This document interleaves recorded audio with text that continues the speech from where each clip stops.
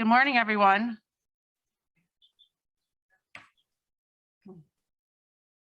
I'd like to call to order the June 1st meeting of JPS. And let's start with the roll call. Chair Renahan, Here. Member Chaplin, Member Covert. Here. Member Desart. Here. Member Eckhoff. Member Garcia. Here. Member Kajewski. Here. Member Ozog. Member Pachalski. Member Schwarzy. Here. Member Selman. Member Zay.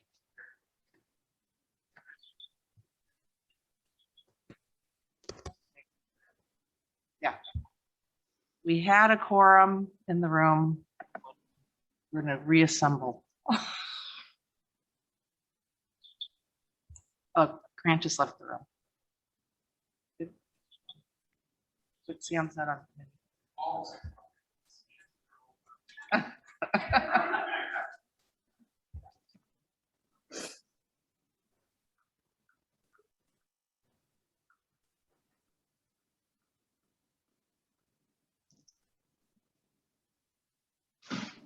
What should we talk about? Everyone have a good weekend? Okay. See, Member Eckhoff has entered the room. So a quorum of the members are in the room, and I will entertain a motion to permit members to participate by video or teleconference. I'll take a motion. So moved. Second. Okay, thank you. And then we'll do a roll call vote for those in person.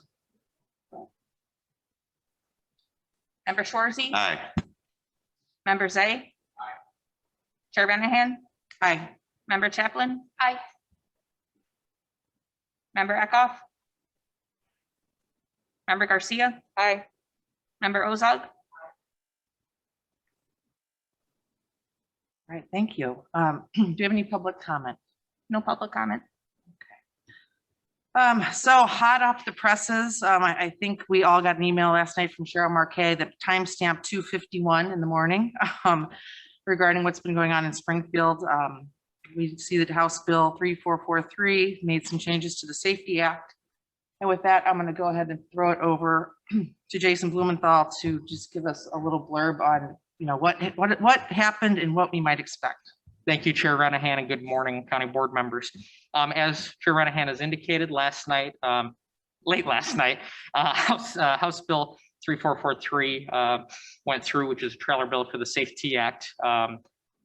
What did is it actually, the Illinois Black Caucus, as well as Representative Slaughter, who was the original sponsor of the Safety Act, it fixes a few of the things that were due July 1. So with that, the Illinois Task Force on Constitutional Rights and Remedies, their report is now due October 31st as opposed to May 1st.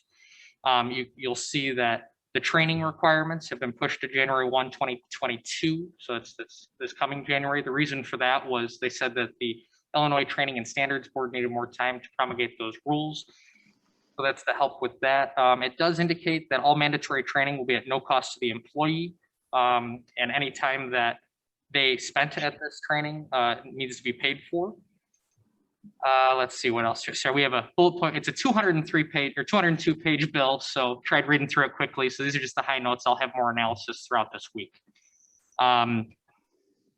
Makes a few changes in regard to law enforcement officers of when they can review their video before writing the report. They also have the ability to do amendatory reports if something's changed after they reviewed the camera.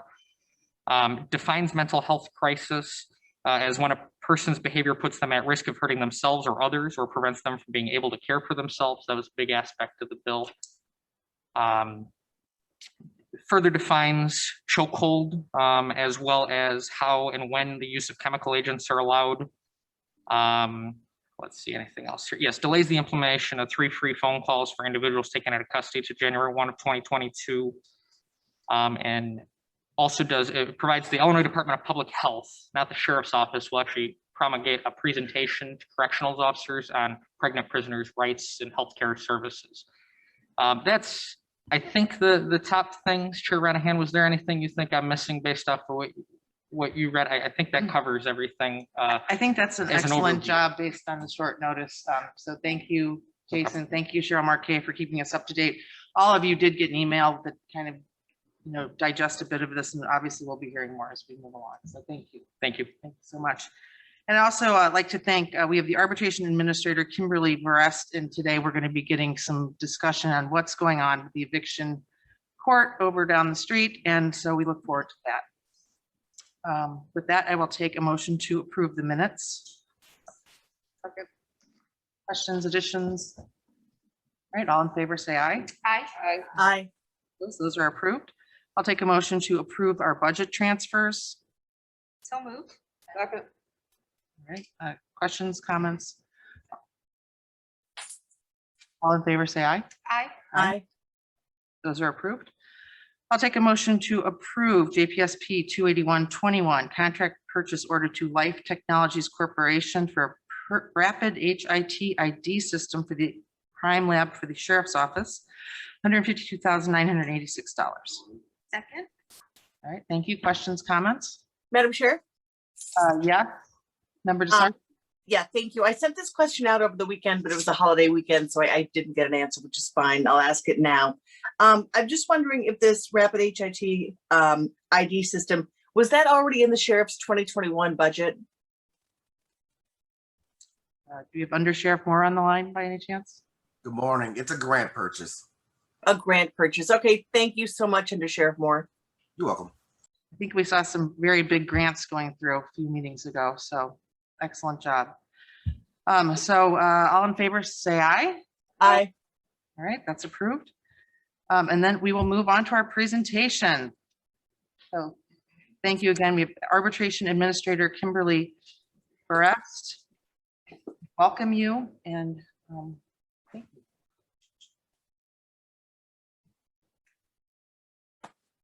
Good morning, committee members. My name is Kimberly Verest. I am the Arbitration Administrator for the 18th Judicial Circuit Court. Within my role in the Chief Judge's Office, I run the Arbitration Center. I'm in charge of alternative dispute resolution programs for the circuit, and I work directly with Suzanne Armstrong regarding court administration projects. I am an attorney, and prior to my time at the Chief Judge's Office, I was a mediator for the DuPage County Family Center, where I mediated custody and visitation plans for the indigent going through a divorce, never married parents going through paternity actions. It is my pleasure to speak with you this morning about our plans for an eviction mediation program. The program will involve a partnership between the 18th Judicial Circuit Court and a highly regarded local nonprofit organization.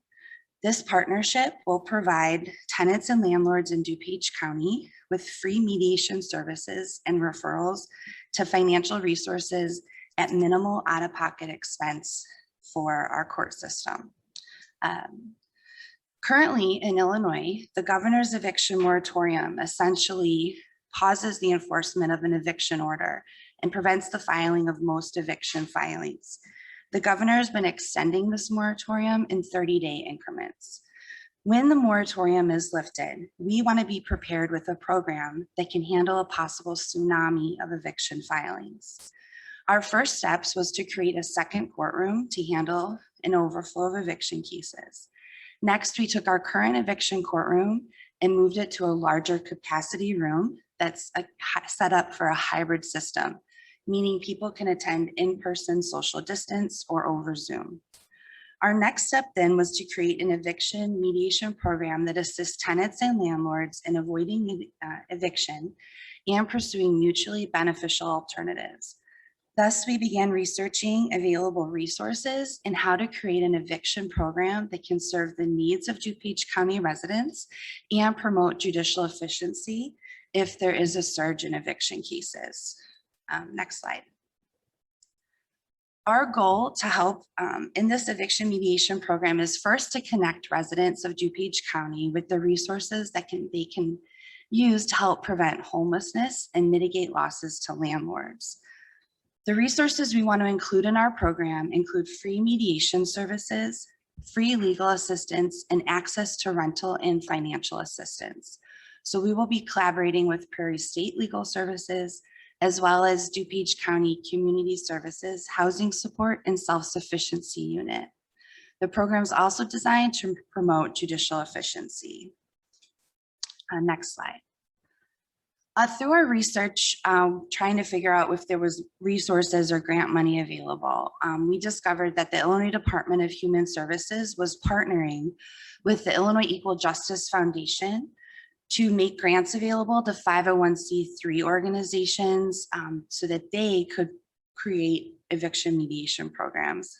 Us, however, being a government entity, could not apply for these grants. So we began connecting back in February with a local organization called Resolution Systems Institute.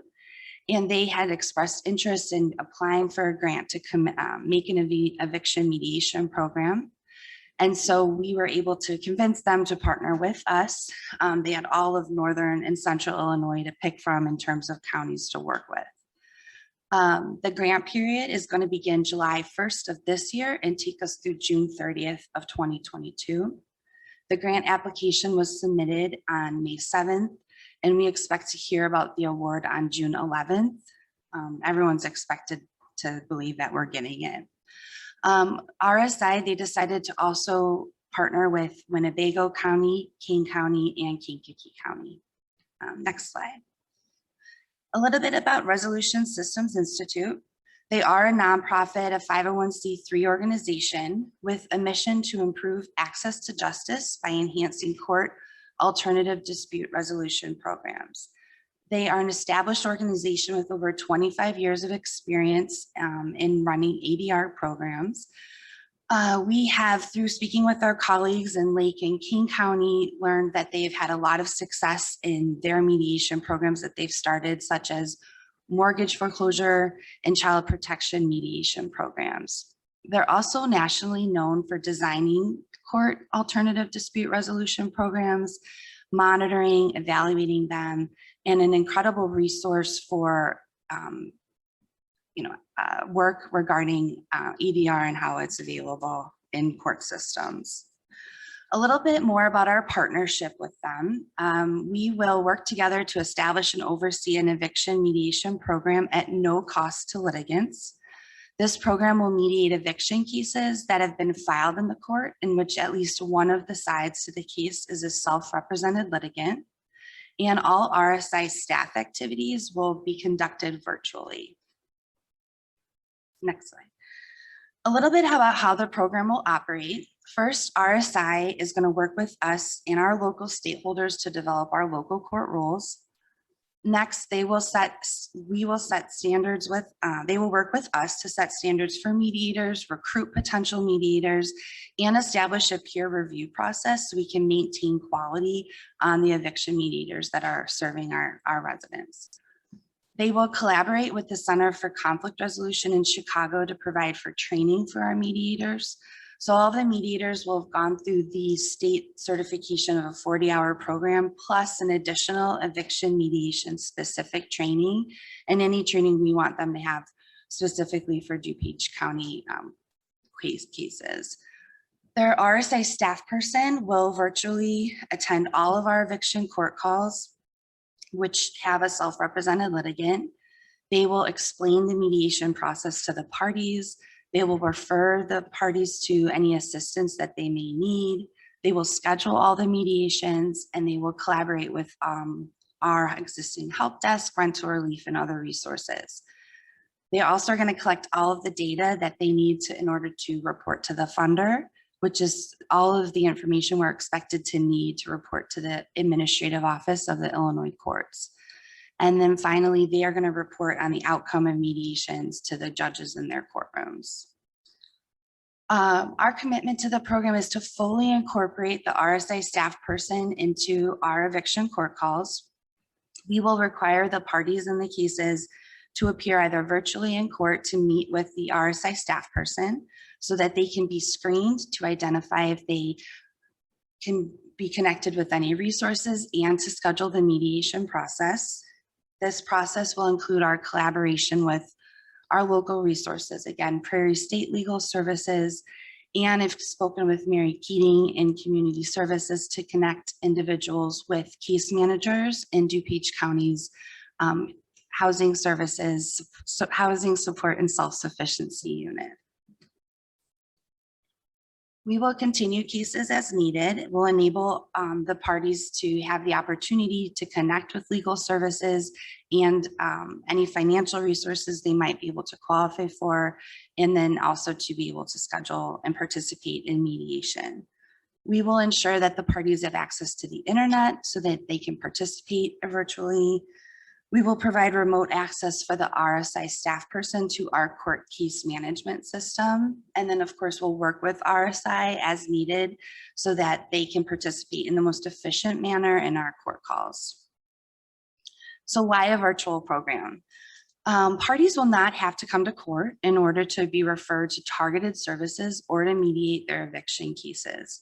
It will also enable the recruitment of mediators from a large geographic area, which will hopefully allow us to recruit the large volume of mediators that we're expected to need if there's a surge of eviction cases. And then finally, the goal is that the savings generated by a remote program will make the project more sustainable in the long run. So our next steps include working with RSI to finalize our local court rules, which we've drafted. Once those are adopted by the circuit court judges, that will provide in itself for the eviction mediation program. Currently, RSI is working internally to develop their framework, recruiting the staffing needs they need for our program, and creating a plan for how to handle all the cases. On June 11th, they'll expect to hear from the award, and then we'll work further with them on the specifics of the program for our circuit. RSI is looking to the grant to cover their costs for the program. So that'll include covering the program administrator, training of mediators, payment to mediators, as well as computers, software, etc. So RSI does not anticipate the court will have any significant out-of-pocket costs for this mediation program. Of course, our judges and our staff will be investing our time in developing and operating the program, and then we're furthering to work with Prairie State Legal Services and the Housing Support and Self-Sufficiency Unit within DuPage County Community Services. So that collaboration is up and ready to go for all the participants. That was a little bit about our program. It was a pleasure to speak with you this morning. If anyone had any questions, I'm happy to. Yes, Mr. Echo. Well, you said RSI has got experience in mediation of child custody matters and foreclosure matters. In those two types of cases, both litigants have substantial rights that they can use to negotiate with, but eviction court was specifically set up to expedite the turnover of property to back to landlords if there's non-payment. And are you going to be working with the state of Illinois and whatever funding sources there are to find out if the tenant can apply? I'm not sure how it works, but that you can get funds that are supposed to be used to pay the landlord to keep the tenant in there? Because it seems like if they can't pay, the law's supposed to say you're out pretty quickly, and the judges give 14, 21, 30 days, maybe a little more if there's a child involved. Mm-hmm. But other than getting the money from the government to pay the landlord, I'm not sure what mediation is going to be able to do for this.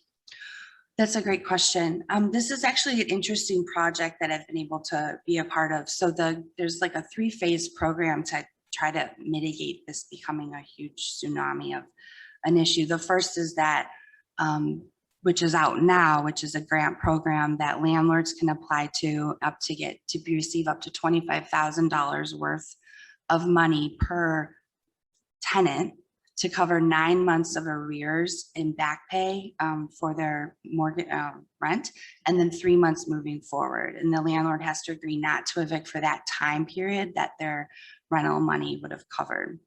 So the idea is that they're highly publicizing and marketing this money that we've received through the federal government in hopes that that will keep people from even ever coming to our courtrooms.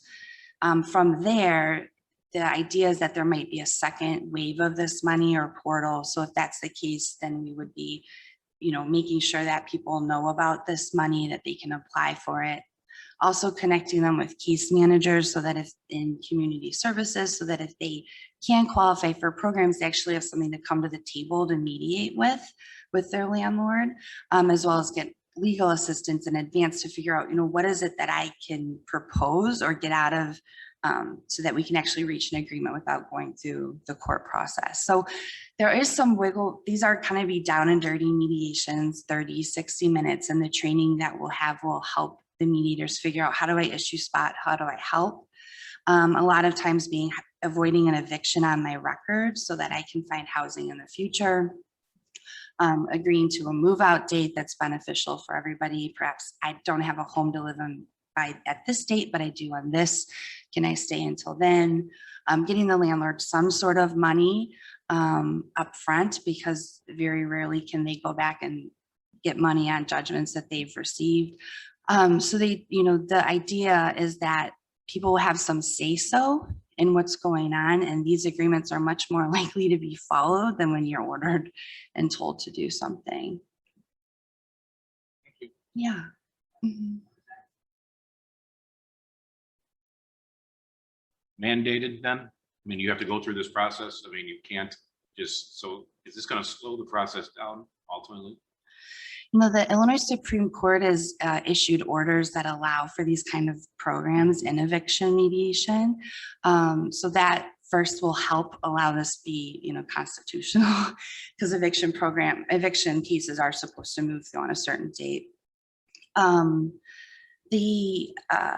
Sorry, your question again? Is it mandated? You have to, Yes, you it have is to go through this process. You just Yes. can't go, I don't want to do it. I just want to go straight to court. Right. You have to go through this process. Yeah, so everyone will be mandatory that they have to participate in mediation. However, of course, if they have an agreement on their own and don't need mediation, they can not. And then the judge will have discretion as well. So for cause evictions, perhaps there's a violent situation going on and there's a safety issue, mediation is not going to be wise in that situation. The judge can say, no, we're not going to mediate. So we'll give that discretion to the judge when it's appropriate. Thank you. Thank you. Anybody else questions? Member Garcia. I just want to know, are we going to get a copy of all of the material that was presented today? Yeah, I would love that. Yes. I'll be sending it out. Great. All right, perfect. Thank you so much. I was trying to take notes, but I'm like, Yes, for sure. perfect. Thank you. Any other questions, comments from the committee? I just want to say, thank you, Kimberly, for your work. Thank you, Suzanne Armstrong. I mean, the work that's gone into this it's complex issues, as we all know. And your experience is very much appreciated. So I'm glad to see DuPage is being proactive. It helps our landlords, it helps our tenants. Yeah. It helps prevent homelessness, bottom line, right? So Yes. no small task. We got community services, Prairie State Legal, our court services. So I'm encouraged, but I think the tsunami is probably upon us, right? Yeah. So thank you very much. Looks like we're going to distribute your presentation. Yes. Thank you. And with that, I'll ask for any old business. All right, none. Any new business? All right, I'll take a motion to adjourn. Second. Second, all in favor? All right, we are adjourned. Thank you.